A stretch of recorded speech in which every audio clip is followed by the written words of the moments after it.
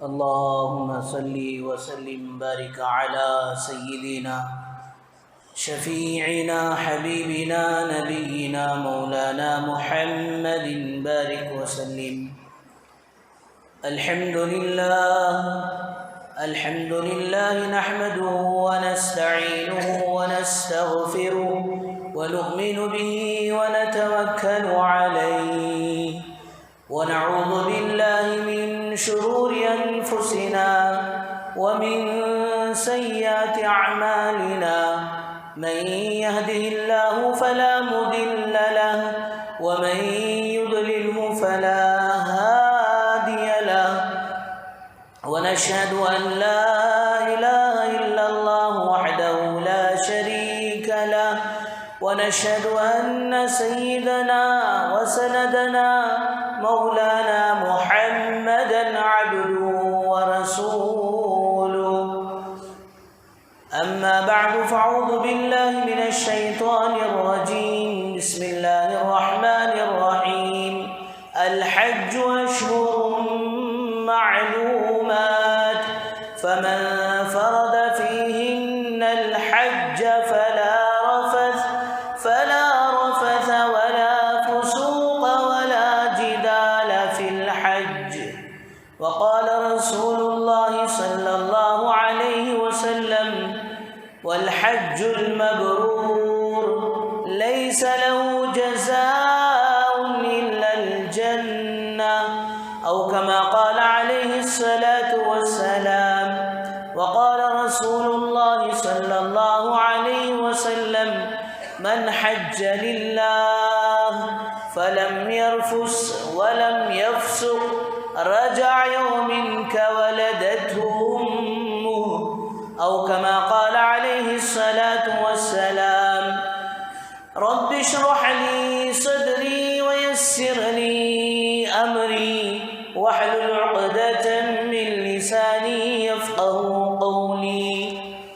اللهم صل على سيدنا محمد وعلى آل سيدنا محمد بارك وسلم في كلام أولنا.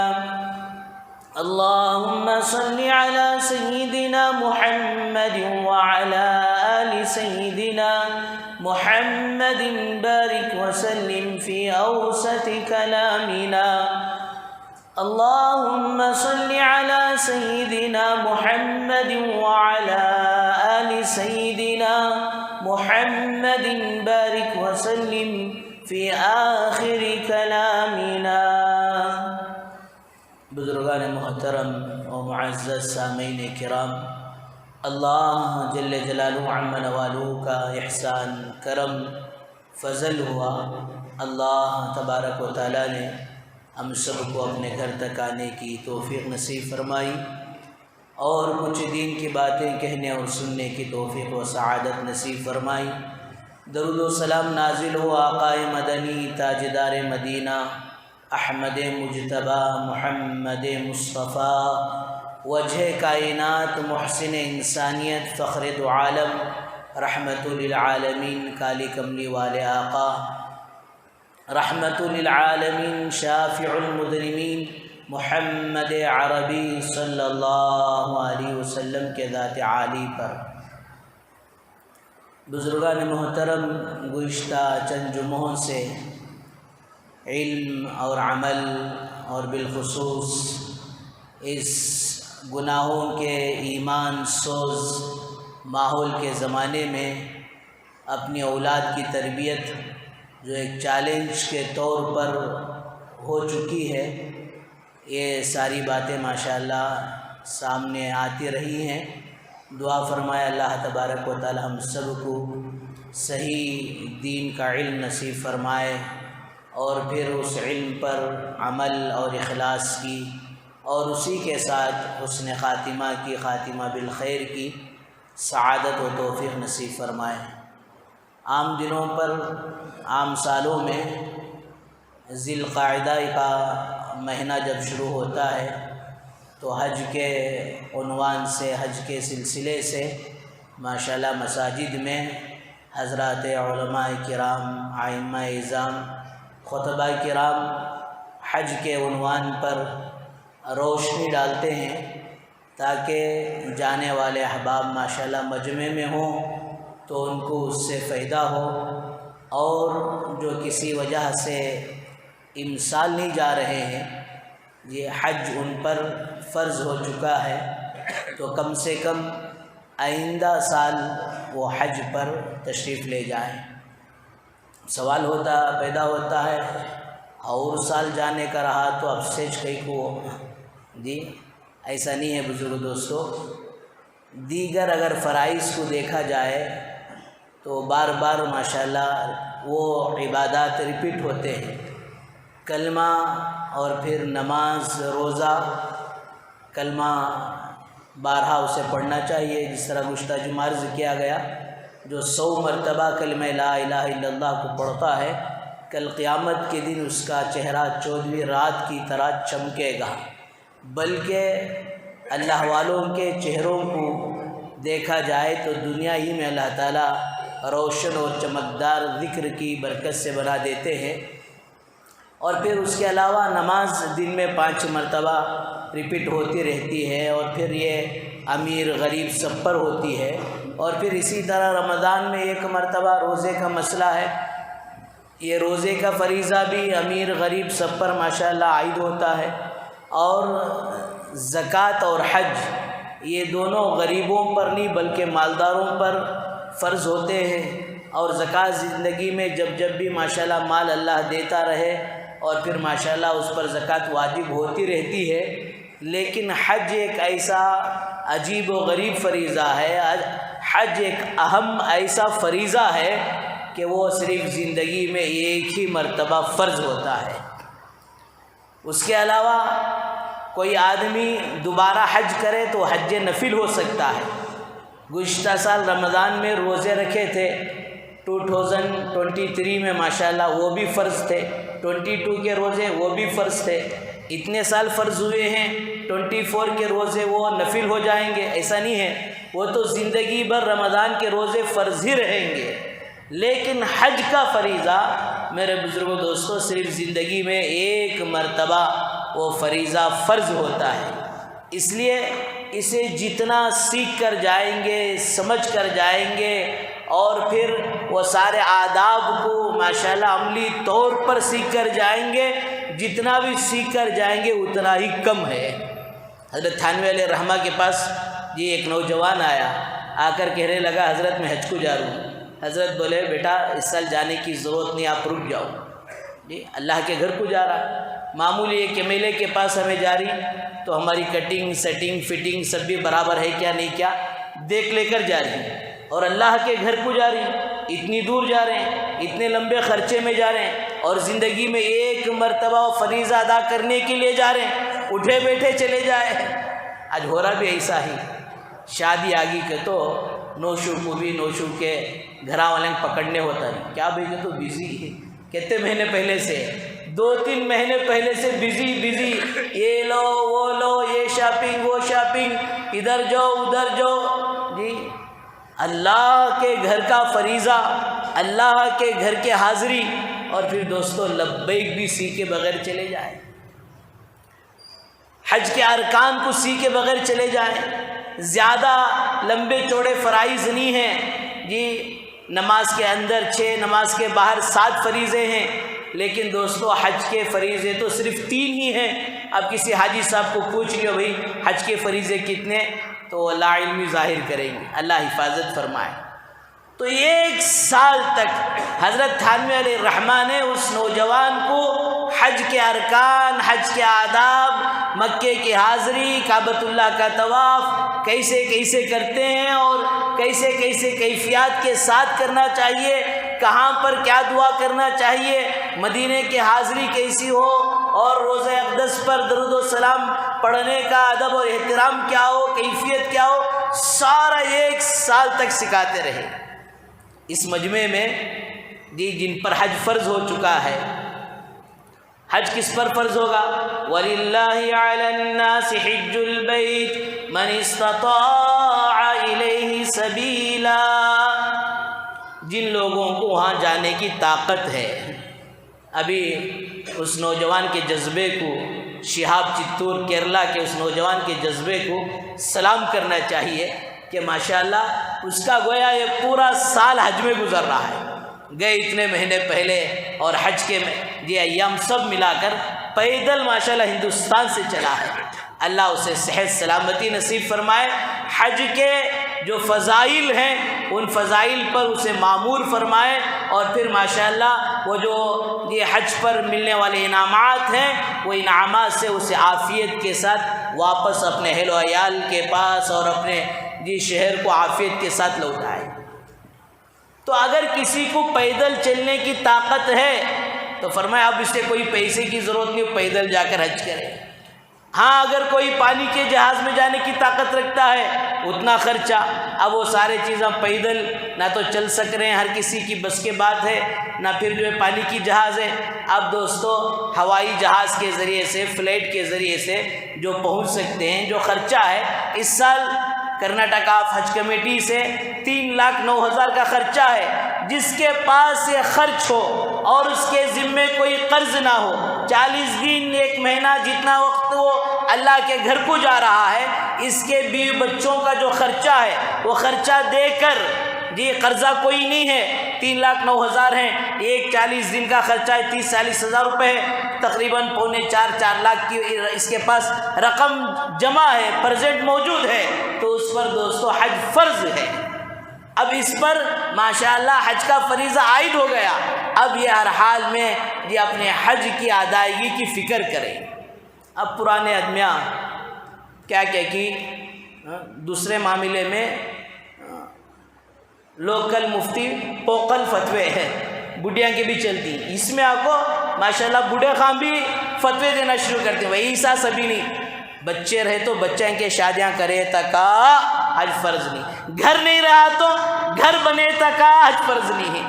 اب بھی میری جوانی ہے تو جوانی میں مجھ پر حج فرض نہیں، گھر جو کنا قبر او کنا، وہ اسٹیج کو میں پہنچنا تب جا کر حج فرض ہوتا ہے، نعوذ باللہ من ذالک۔ دوستو حضرت شیخ زکریا صاحب رحمۃ اللہ علیہ حج کو لے گئے، فضائل حج قرآن اور حدیث کو رکھ کر سارے ماشاءاللہ آداب اور سارے ارکان اور کیسے کرنا ہے، حج میں 2 چیزیں ہیں، ایک آخرت کو سامنے رکھ کر اور پھر ایک اللہ کے عشق میں ڈوب کر، یہ ساری باتیں لکھی، لیکن حضرت حج کو گئے بعد میں ہیں، وہاں جانے کے بعد حضرت نے لکھا، یہاں آنے کے بعد پتہ چلا وہ زمانے میں، جس زمانے میں شوگر اب بھی بیبی سٹنگ میں تھی، بی پی نرسری میں تھی، سمجھ میں آیا؟ اب کہاں ہے شوگر بی پی، وہ first P U C second P U C college کو چلے گئی ہے، چھوٹے چھوٹے بچوں کو اٹیک کر رہی ہے، 40 سال ہو گئے تو نکوں کے تو بھی آگ گلے لگ جا رہی ہے۔ ایسے زمانے میں نہیں، اس زمانے میں جب ماشاءاللہ غذائیں اچھی تھی، صحت اچھی تھی، 60-70 سالہ ہمارے ساتھ ایک حاجی صاحب آئے تھے ماشاءاللہ عمرے کو، ان کی عمر تھی 72، کہتے تھی 72، ہمیں ان کو بولتے آپ آرام سے کرو، کہتا ہو توتا کرو، نہیں مولانا میں یہاں آنے کے بعد میرے جو عمر کی جو حرفہ ہیں لیٹر سے اسے میں پلٹا دلیوں، 72 کو پلٹے تو کہتے ہو گئے 27۔ فرمایا ایسا نہیں، وہاں حضرت لکھتے ہیں کہ یہاں آنے کے بعد پتہ چلا یہ عبادت بڑھاپے کے عالم کی نہیں ہے بلکہ جوانی کے عالم کی ہے، جوانی میں کرنے والی عبادت ہے۔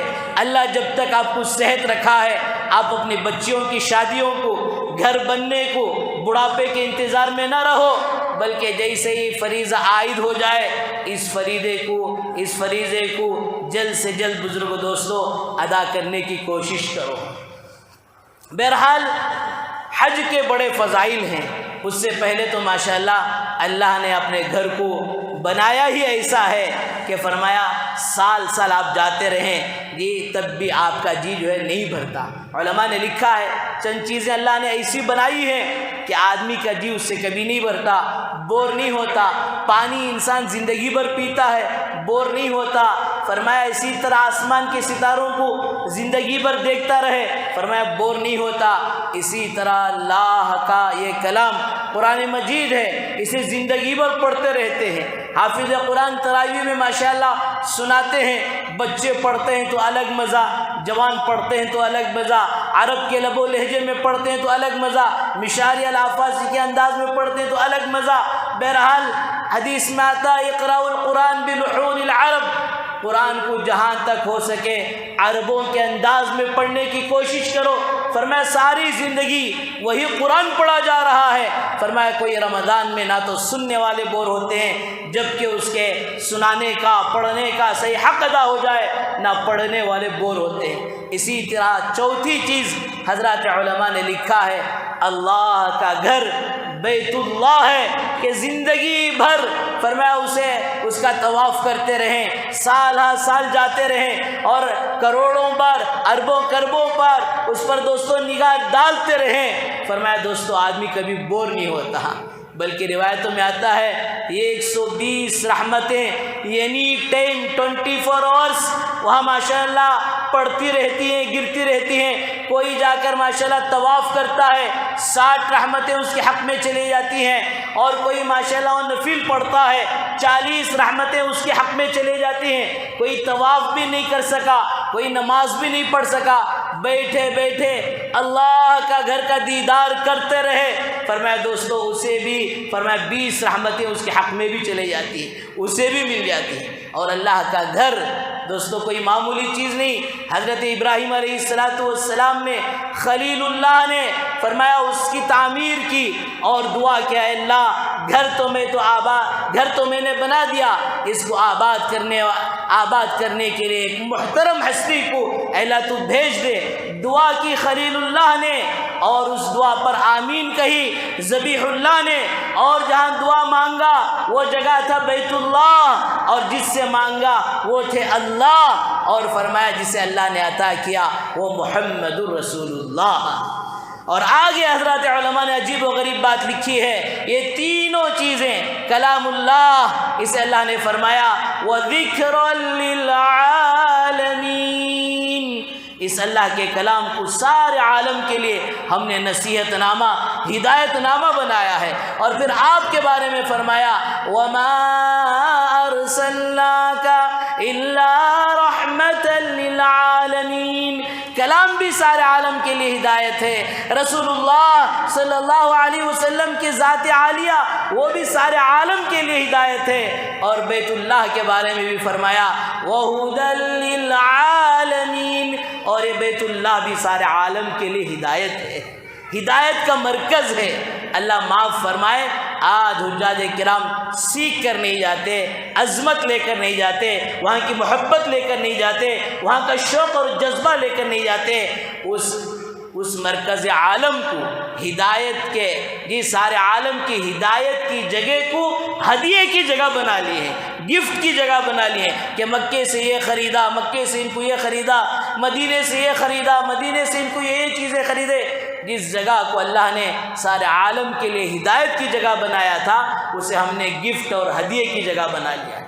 کعبۃ اللہ کے طواف چاہے وہ عمرے کا طواف ہو، وداعی طواف ہو اور پھر اسی طرح جو ہے معمولی کپڑوں میں طواف ہو، اس کے کتنے چکر ہوتے ہیں بھائی؟ بولو نا ذرا، کتنے چکر ہوتے ہیں؟ 7 چکر۔ 7 اشواط للہ تعالی و70 اشواط للہدایا، عربی میں کہتے ہیں ہدایت کے لیے آج جانے والے 7 چکر لگا رہے ہیں، ہدیوں کے لیے دکانوں کے شاپنگ مال کے 70 چکر لگا رہے ہیں۔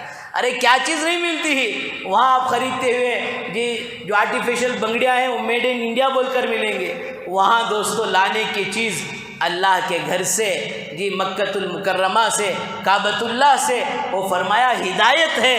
اور دوسری چیز زمزم ہے، مدینے سے لانے کی چیز سرکار دو عالم صلی اللہ علیہ وسلم کی محبت ہے، آپ کی سنتیں ہیں، آپ کی شریعت ہے۔ اور پھر ماشاءاللہ وہاں سے لانے کی جو اہم چیز ہے وہ مدینے کی برکت کی کھجوریں ہیں۔ اس کے علاوہ ساری چیزیں دوستو یشرا ہیں، اگر کہا جائے تو اللہ معاف فرمائے کہ سارے عبادتوں سے، وہاں کی کیفیتوں سے، سارے وہاں کے اعمال سے اپنے آپ کو بچا کر ہٹا کر شاپنگ کر لانا ایک طرح کا فضول ہے۔ اللہ ہم سب کی حفاظت فرمائے۔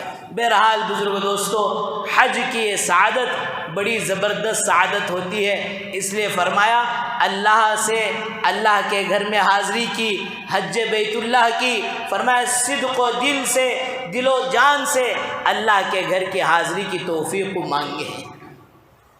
اس لیے فرمایا کہ وہاں پہنچنے والے مال والے کم ہوتے ہیں، محبت والے زیادہ ہوتے ہیں۔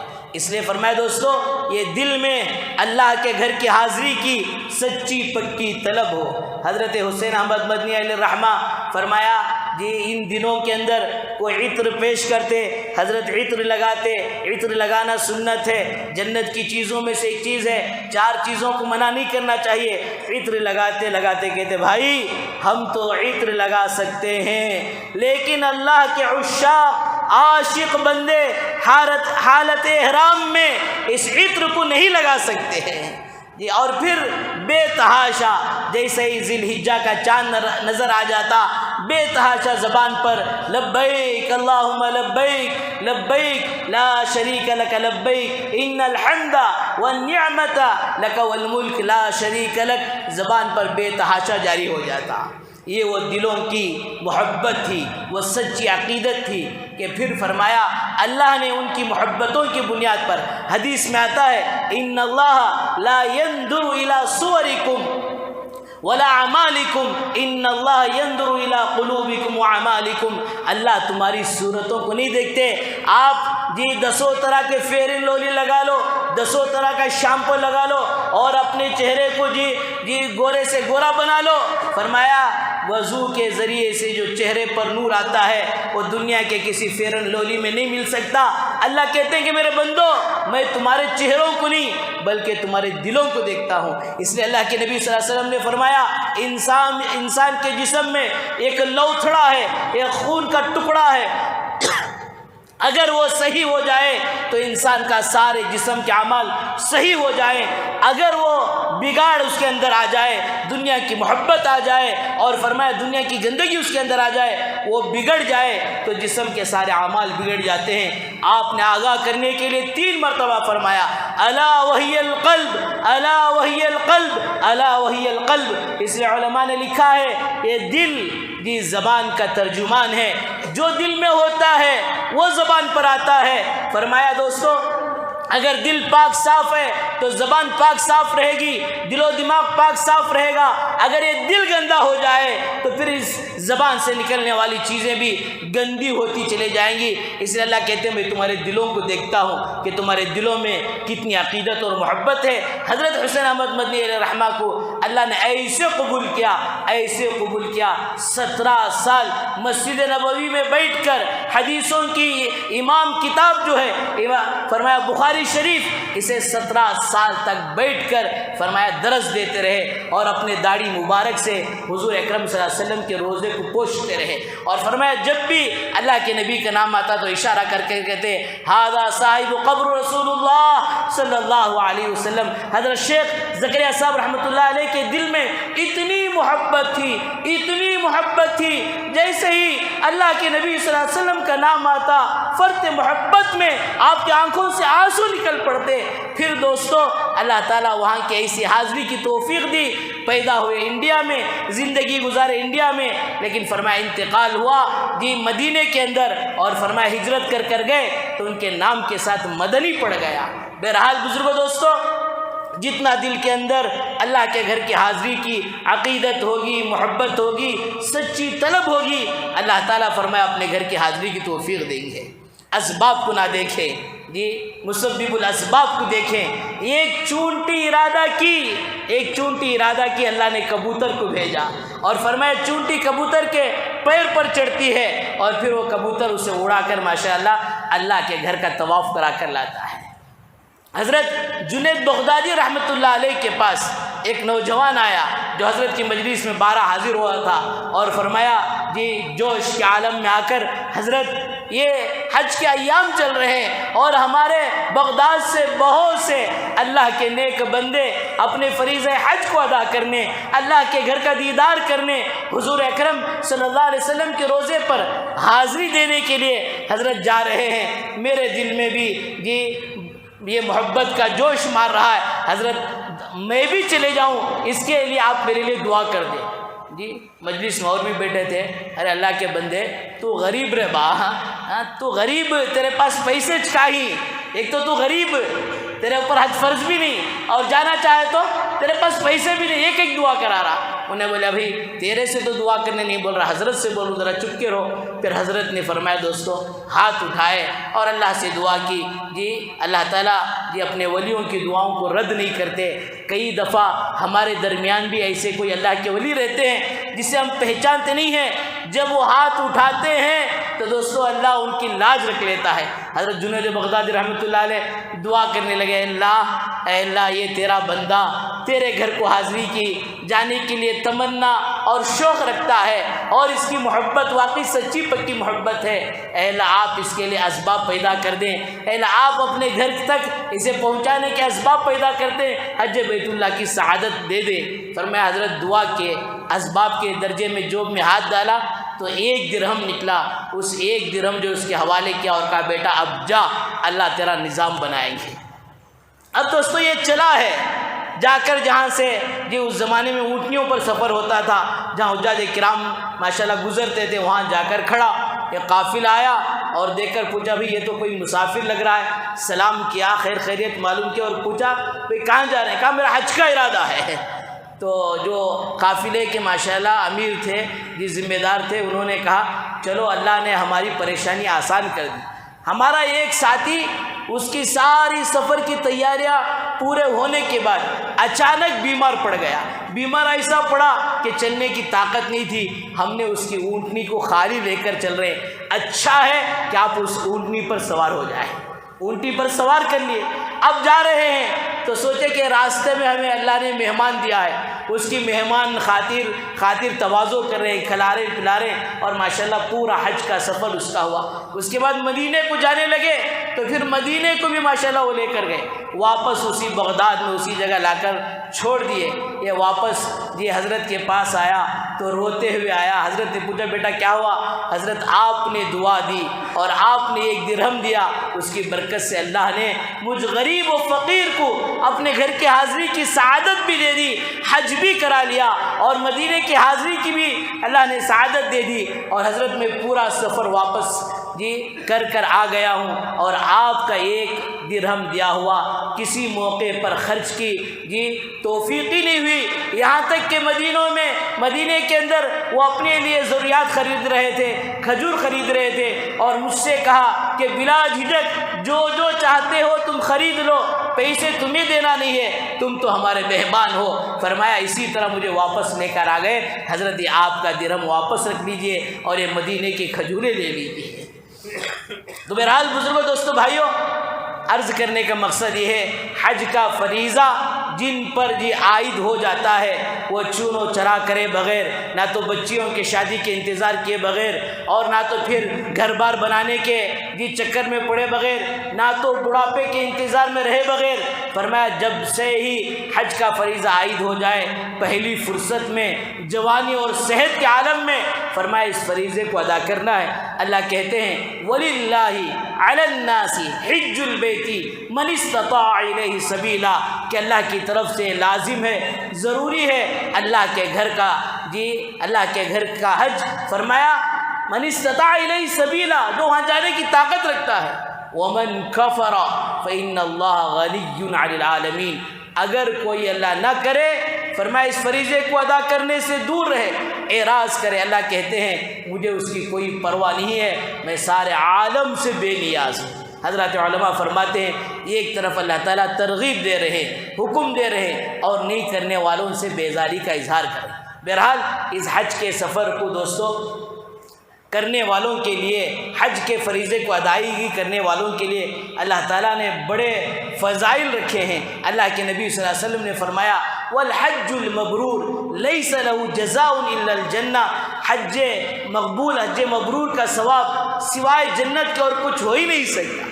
اور ایک حدیث میں آپ نے فرمایا من حج للہ فلم یرفث ولم یفسق رجع یوم کولدته امہ، کہ جس نے حج کے فریضے کو بغیر کسی گناہ کے، بغیر کسی فرمایا نافرمانیوں کے ادا کر لے، وہ گناہوں سے ایسے پاک صاف ہو کر آئے گا جیسا کہ آج ہی وہ ماں کے پیٹ سے دنیا میں آیا ہے۔ اور پھر حاجی کے بڑے فضائل بتائے گئے۔ اللہ کے نبی صلی اللہ علیہ وسلم نے ارشاد فرمایا، اچھا اس سے پہلے لڑائی جھگڑے سے میں شروع میں عرض کیا، اس سال اگر نہیں گئے، فرمایا حج فرض ہو گیا تھا، 5 لاکھ ہمارے پاس تھے، حج کمیٹی کے پیسے، ٹور کے پیسے تھے، نہیں گئے تو آئندہ سال تک وہ استغفار کرتے رہیں کہ کہیں آئندہ فریضہ ادا کرنے سے پہلے کہیں موت نہ آ جائے۔ اس کے لیے ابھی سے ماشاءاللہ حج کے ارکان سیکھیں، اور اس کے لیے ابھی سے واکنگ کی عادت ڈالیں۔ جو جتنا واکنگ کرنے میں ماہر رہے گا، حج کا فریضہ اس کے لیے آسان ہو جائے گا۔ نہیں، ہم نے اللہ بہت دیا ہے، ہمیں ہلٹن میں حج کر لیتی، ہلٹن میں رہے تب بھی ایک طواف کرتے کرتے آپ کو آرام سے 1-2 کلومیٹر کا تو دوستو فاصلہ لگ ہی جائے گا۔ وہ بیریکیڈ رکھ کر ادھر سے چھوڑتی ادھر سے بلاتی، اس میں گھومتے گھومتے 2-3 کلومیٹر تو آپ کو چلنا ہی پڑے گا۔ اس لیے سب سے پہلے چلنے کی عادت ڈالو۔ اور قرآن کہتا ہے جو حج کرنے والے ہیں فلا جدال فلا رفث ولا فسوق، کہ وہ 3 کام نہ کریں، یہ کسی طرح کی فحش اور کسی طرح کی نافرمانی نہ کریں اور لڑائی جھگڑا نہ کریں۔ اگر عادت ہے لڑائی جھگڑے کی، فرمایا اسے ختم کرو، معافیاں مانگو، اللہ معاف فرمائے کہ لڑائی جھگڑے کی اتنی عادت۔ یہ ایک مولانا کہنے لگے میاں بیوی چل کو آ رہی، بیوی چلتے چلتے تھک کو بیٹھ گئے، اب میاں بیٹھ کر چل کے جائیں گے، کیوں؟ ان کو جلدی جلدی جا کر کنکریاں مارنا ہے، قربانی کر کر جی بال نکال کر دم مارنا تھا۔ اللہ حفاظت فرمائے، جی مجھے سنبھالنے والے چل دیں گے، آتی کی طلاق دیا لوں گی، اللہ حفاظت فرمائے۔ حج سے گناہوں سے پاک صاف ہو کر آنے گیا تھا، لیکن وہاں جا کر گمراہ ہو رہا ہے۔ ولا جدالا، جی لڑائی جھگڑا نہ ہو۔ ماشاءاللہ اتنی لڑ کر ٹریننگ ہو گئی، نہ حج کا لحاظ، نہ کعبۃ اللہ کا لحاظ، نہ تو کسی اور چیز کا لحاظ۔ ولا جدالا، یہ نہ ہو، اور ہر طرح کی گناہ سے بچے۔ آئندہ سال جانا ہے، اب سے ہی ماشاءاللہ فجر پڑھ کر واکنگ کی عادت ڈالو۔ فرمایا اس واکنگ کرنے پر حج کا نیت ارادہ ہے، آئندہ سال کا ہے، اس پر بھی ماشاءاللہ آپ کو قدم قدم پر اجر و ثواب ملتا رہے گا۔ بہرحال بزرگوں دوستو، میں عرض کر رہا تھا حاجی کا مقام مرتبہ اللہ کے نبی نے فرمایا، اے اللہ تو حاجی کی بھی مغفرت فرما، حاجی جس کے حق میں مغفرت کی دعا کرے اس کی بھی مغفرت فرما۔ اس لیے بزرگوں دوستو، جہاں فضائل اونچے ہوتے ہیں، جہاں فضائل بڑے ہوتے ہیں، نہ کرنے پر وعیدیں بھی بڑی سخت ہیں۔ ایک وعید کہہ کر بات ختم کر دوں، آئندہ جمعہ اور بھی حج کیسے ادا کرنا ہے، کیسے ارکان کے ساتھ، کیسے کیفیت کے ساتھ کرنا ہے، انشاءاللہ اسے بیان کیا جائے گا۔ کہ وعید یہ ہے کہ جس پر حج فرض ہو گیا اور وہ حج نہیں کیا تو حدیث میں آتا ہے کہ وہ یہودی ہو کر مرے گا یا تو نصرانی ہو کر مرے گا، اسلام پر اس کی موت نہیں آ سکتی۔ اللہ تعالی ہم سب کو اس وعید سے بچائے اور حج بیت اللہ کی سعادت کی توفیق و سعادت نصیب فرمائے۔ جتنے لوگ اس سال جا رہے ہیں یا جانے والے، سب کے حج کو اللہ تعالی حج مقبول و مبرور بنائے۔ اور آخری بات یہ ہے، حضرت امیر شریعت نے اپیل کی ہے، قربانی دینے والے احباب اگر اپنے جانور لا لیے ہیں تو اسے بے جا بے تحاشا نمائش نہ کرے، اپنے پاس رکھ کر اس کی دیکھ بھال کرے، ایسا کوئی کام نہ کرے جو قربانی کے عمل میں ہمیں رکاوٹیں پڑے۔ اللہ تعالی ہم سب کو عمل کی توفیق نصیب فرمائے۔ وآخر دعوانا الحمدللہ رب العالمین۔